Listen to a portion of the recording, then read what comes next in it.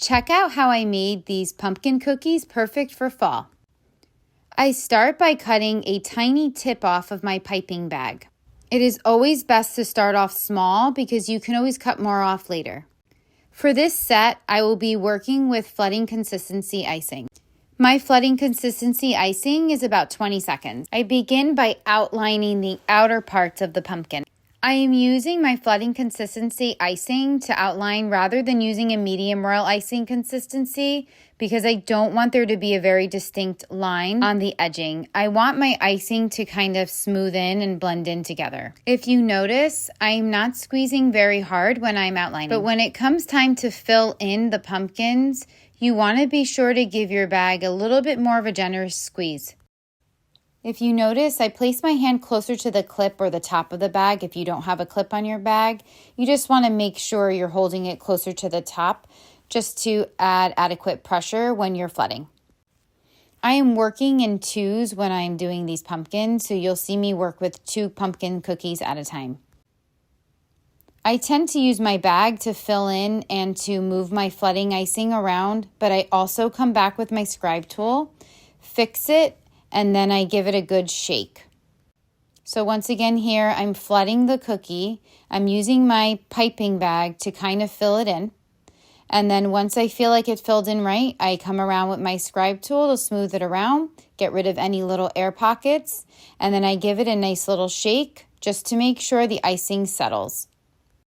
Do you see how there is no distinct line or distinct edging around the pumpkin?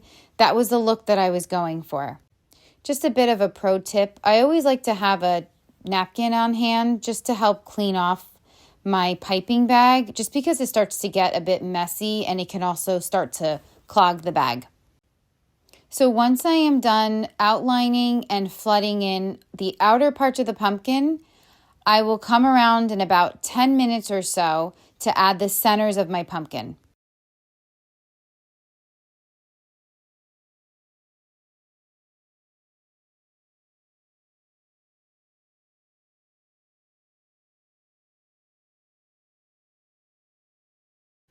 So after 10 minutes, I'm able to add the center of the pumpkin.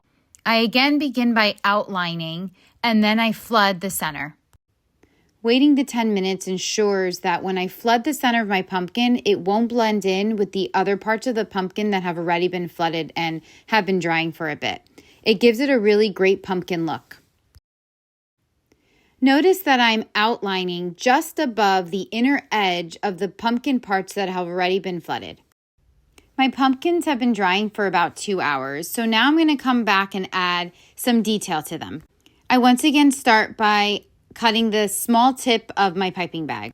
We are now working with a medium to a bit thicker royal icing consistency. I am just squeezing the icing back and forth in kind of a zigzag motion to fill in my stem.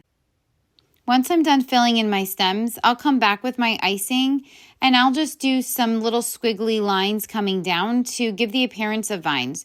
There really is no wrong or right way to do this. We're now going to move on to the green leaves. For this part, there are 2 different ways that you can cut your piping bag. One, you can cut a small tip, just as we've already been doing for the other parts of the cookie. Or you can cut your bag in a special way that will make it look like leaves. This method can be a bit frustrating for new cookiers, but it's definitely worth giving a try.